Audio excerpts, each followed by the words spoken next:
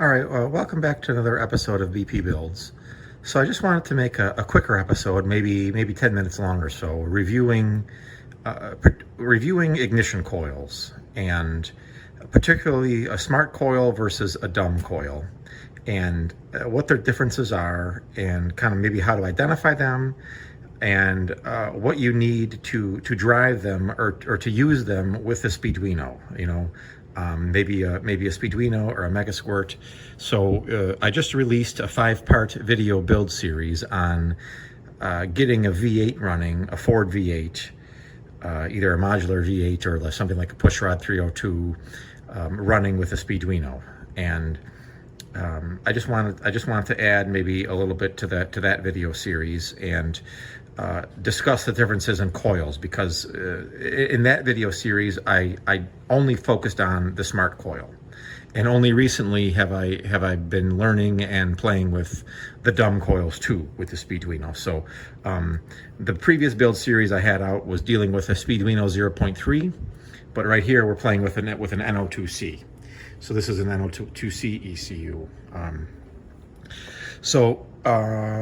I guess I'll put my hand right here, and this is the division. So everything to the left of my hand is a dumb coil, and to the right of my hand are smart coils. So I have a few examples here for you, and I just kind of wanted to review them real quick. And I guess the easier of the two, as far as maybe wiring them up, and as far as hardware you need, would be the smart coils. The smart coils can be triggered directly from the ECU. You basically wire your ignition. See, the NO2C has it says here ignition 1 and ignition 2. So on the NO2C board, as it comes with no modifications, it's only able to drive two ignition channels. You can get it to drive 4 ignition channels with some add-on hardware, but I guess we'll just stick to because we're using the NO2C as an example. So you see that it says ignition 1 and ignition 2. So you would wire the trigger wire of your ignition coil directly to those wires, and that would be able to trigger a smart coil. So one of the most popular smart coils that I know of is this one right here, and this is an LS style coil off of the LS family of engines that General Motors produces and produced.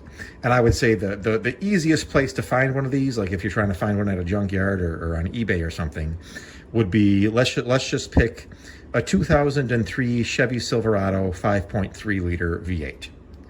These came on the 4.8s, the 5.3s, the 6.0s. You could pick, a Silverado. You could pick a GMC Sierra. You could pick a GMC, Yukon. You could pick any of the express vans with the V8s. And this is kind of what you're looking for.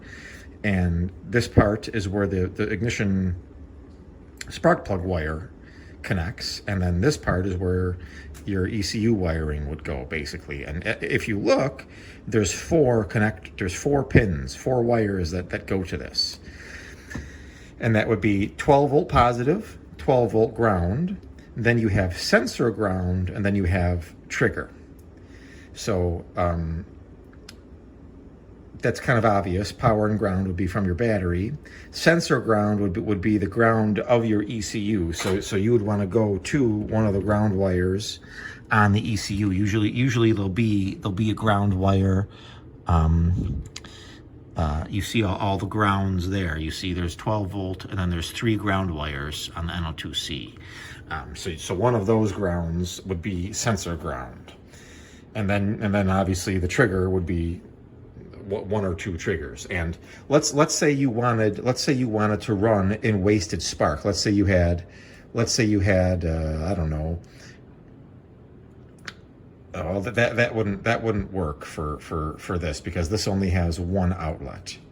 But let's say you were trying to drive 4 of these with let's say you wanted to run a 4-cylinder engine, and you had 4 of these. You could do that with an NO2C, but you would have to wire two coils to one output. So let's just pick ignition one. Ignition one has one wire coming off of it, but then you would have to make it into a Y. You'd have to basically put a solder joint or a crimp connection in that wire and make it into two. And one of them would go to each coil. But remember that when the ECU sends that signal, it's going to be signaling both coils, and both are going to fire simultaneously. So if you were doing a 4-cylinder engine, you would want to wire up cylinders 1 and 3 and 2 and 4. I think that's how the 4-cylinders do it. So you would basically be firing one coil to make power, and the other coil would be top dead center, having just finished its exhaust stroke. So there's nothing there to burn, and the fuel air is not under compression. You just exhausted all of that fuel and air out of the cylinder, so there's nothing to burn. So that's why it's called a wasted spark. The same thing applies on this type of a coil pack. So this is a coil pack off of a Volkswagen. I believe this was a 2001 Jetta, Volkswagen Jetta 2.0. This is called a wasted spark twin tower, I guess I would describe it, coil pack. So these two coils fire at once, and these two coils fire at once. So let's say you had a 4-cylinder engine and you wanted to run the engine with just this. You could do that, but it would also be in wasted spark. And if you look at this connector, there's also 4 pins. You have power, ground, and then 2 individual trigger wires to trigger this bank and then this bank. So I guess so instead of making a Y, like a Y joint in your ignition wire, you basically could wire ignition 1 to one of these pins and ignition 2 to the other pin, and that way you would be firing 2 cylinders at once for a total of 4 cylinders with only 2 trigger wires. Okay, so I guess I'm just kind of showing you some options. Let's say, or if you had a V8, you could either run 8 of these, or you could run 2 of these. I guess just a couple options there for you. Or if you had a V6, well, I'm pretty sure that they sell 6-cylinder coil packs like this. I haven't ever encountered one personally, but I think that they're available. So I guess just to show you, here's a part number of the AC Delco. There you go there. That's the AC Delco number of this Smart Coil. And this I think I got off of Amazon. But here you see a part number. I'm not sure if there's various part numbers on here for you. But like I said, this one's from a 2001 Volkswagen Jetta 2.0. So that basically covers the Smart Coils. Now we'll go to the dumb coil. The dumb coil, if you were to wire it right to the ECU, that wouldn't work. And the reason is because this ECU outputs a 5-volt square wave to trigger the coil. These coils are 12-volt devices. So let's just pick this one. This one is off of a 1995 Mustang GT. And if you look, there's only 2 terminals. And if I can I maybe show you in there with the shadow, you see the left one is negative, the right one is positive. So the right one would go to battery positive when the key is on, and then the left one would go, that's kind of your trigger wire. But out on the car in real life, you can't just wire it right to the ECU, and because that little 5-volt signal isn't powerful enough, or isn't enough to trigger these. So you need what's called an igniter, or an ignition coil driver. And there's a bunch of these that are out there. I've seen ones from a Toyota 2JZ used. I've seen Bosch units available, but I've also, it seems like here I'm talking to you from the United States. I'm in upstate New York, and those Bosch units are harder to find. I have seen them on eBay for sale, and I think there's some on Amazon and stuff like that. But I basically just wanted to find one that was very cheap and very readily available, and this is an ignition coil driver off of a 2002 Chevy S10 pickup truck with the 4.3 liter V6. So this is a driver that you could use to drive any one of these coils. And the way those work, if you notice, there's also four pins, and it's kind of a similar thing. You have 12 volt positive, 12 volt ground, then you have a signal, the incoming signal from the ECU, and then you have the outgoing signal to the coil negative, is how that would work. So you would wire two of these wires to power and ground from your battery, and then you would wire the other two. One of them would be to your ignition output, the other would be to your coil negative. And I guess here's just a few examples of them. We already went over it. This one's from a 95 Mustang. This one is from a 2010 Ford Crown Vic. There would be 8 of these.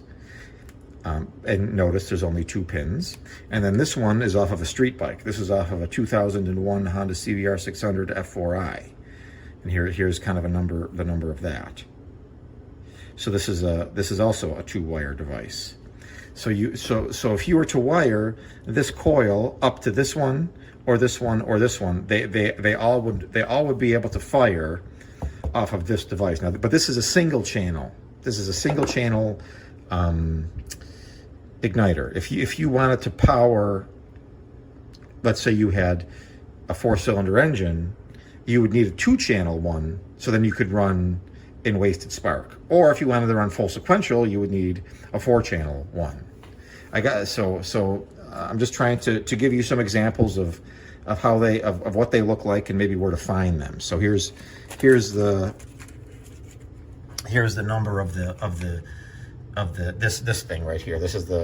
It's called an ICM, ignition control module, if you were to look it up on Rock Auto or something like that. But here's the AC Delco part number 1935291.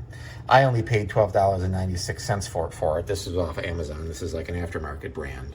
But this gets fairly warm, so I also bought the AC Delco heatsink. This was like $30 for just the heatsink, and you have to put a little bit of thermal paste, and then you can basically bolt when you mount this. You would mount it to the heatsink, and it would help with heat dissipation. Okay, but then I also have the pinout here for you. These are labeled. If you look on the connector, here's the connector for it. I accidentally broke it, but it says A, B, C, and D.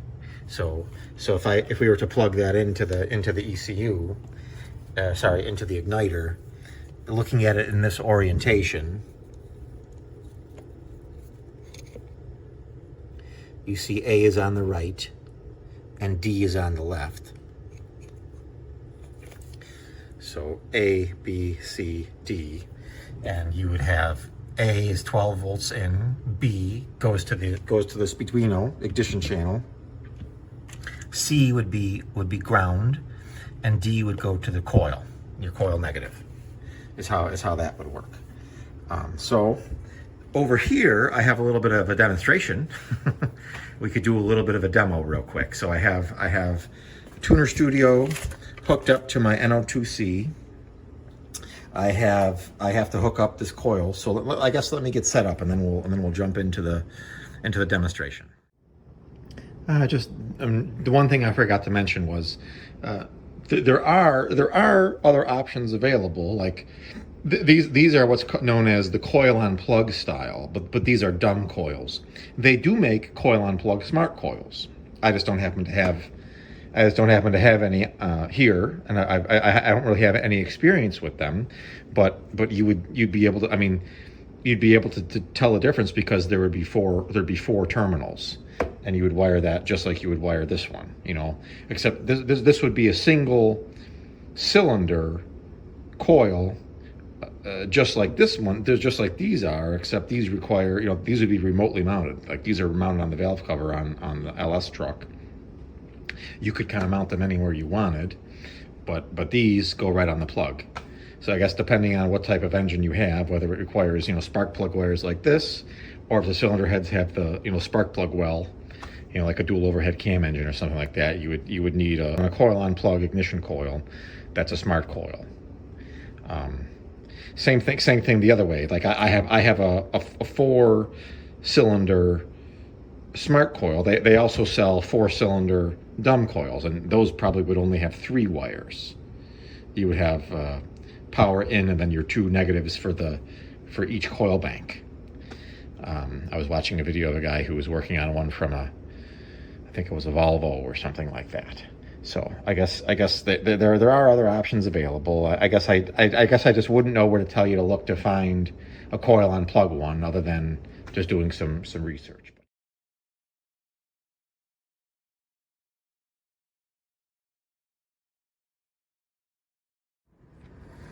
All right, so instead of a battery, I just have, this is a DC power supply, and if you notice, I have it set to 12.9-ish volts, and we're drawing right now roughly 0.1 amps. And you see I've got my igniter hooked up here. This purple wire, this is the trigger from the ECU, so this goes to ignition 1. Then we have pin D, this is going to ignition coil negative over on the coil. And then we have 12 volt plus and 12 volt minus. And then I'm just using a red wire, even though it's the wrong color. I'm just using a red wire to ground out our cylinder head. Then I'm using another ground wire to ground out this cylinder head. So basically we're grounding our heads so the spark plugs will fire. Then over here on this end, I have a distributor off of a 95 Mustang, and inside of it is a Hall effect device and a trigger wheel. So there's a toothed wheel spinning around in there that is triggering the sensor, the position sensor, which that's really not the point of the video. We're just doing an ignition demo here. But basically, this is helpful if you have a distributor ignition, and this is how you would wire up a 4-cylinder, a 6-cylinder, an 8-cylinder if you had a distributor set up with a single coil like this. So you notice we have 8 plug wires going to our 8 spark plugs, and then I just have a ratchet with a 1/4-inch Allen wrench. This is where the oil pump drive goes on the car. But if I start turning this, you can hear the spark plugs firing. So this would be cylinder 1, and every time. So remember, one revolution of the distributor would be equal to 2 crankshaft revolutions, because the camshaft spins half as fast as the crankshaft does. So every time I turn this once, you'll see cylinder number 1 fire. 1, 2, 3, 4. So here's another one. 1, 2, 3, 4. Here's cylinder number 3. 1, 2, 3, 4. And so basically, I'm just doing a demonstration. Then if we look on Tuner Studio, I'm spinning it nice and slow, but it's telling us we're doing roughly anywhere between 150 and 200 RPM, just based off of me cranking it over. So if I spin a little faster,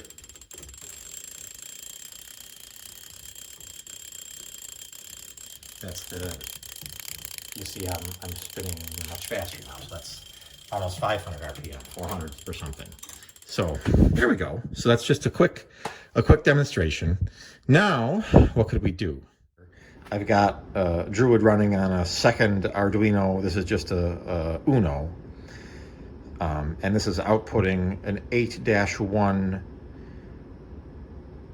crank trigger wheel at a speed of 600 RPM. So you see I've got 600 RPM here. So I'm ready to do a brief test with you. So I'm gonna turn the coil to on, or turn the ignition key to on. And there we go. So we're running it at a 13.69 volts. And there's our 600 RPM. And if I turn the lights off, ignore the right two, those are our fuels firing. But you see that's our ignition 1 LED going away, firing away. So if I slow it down here, and I say set fixed RPM, and I'm gonna say 60, enter. So that's 60 RPM.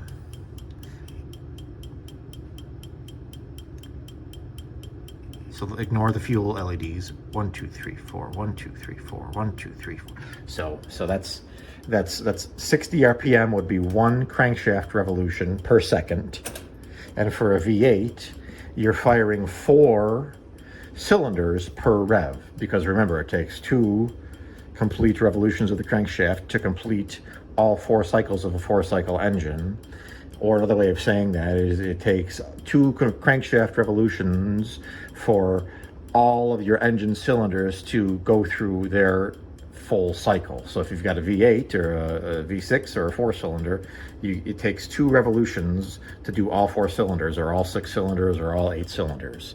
So in the case of a V8, if you do 2 revolutions, which is 720 crankshaft degrees, divide that by 8, you get 90 degrees. So there's an ignition event every 90 crankshaft degrees, which works out to be 4 firing events per rev, which would be 4 firing events per second at 60 RPM, which is basically a quarter of a second per firing. 1, 2, 3, 4. 1, 2, 3, 4. Right?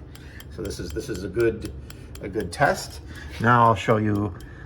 We're gonna just do a sweep. So we'll do a sweep at starting at 600 RPM up to 4,000 RPM at 250 RPMs per second. Go back to our tuner studio.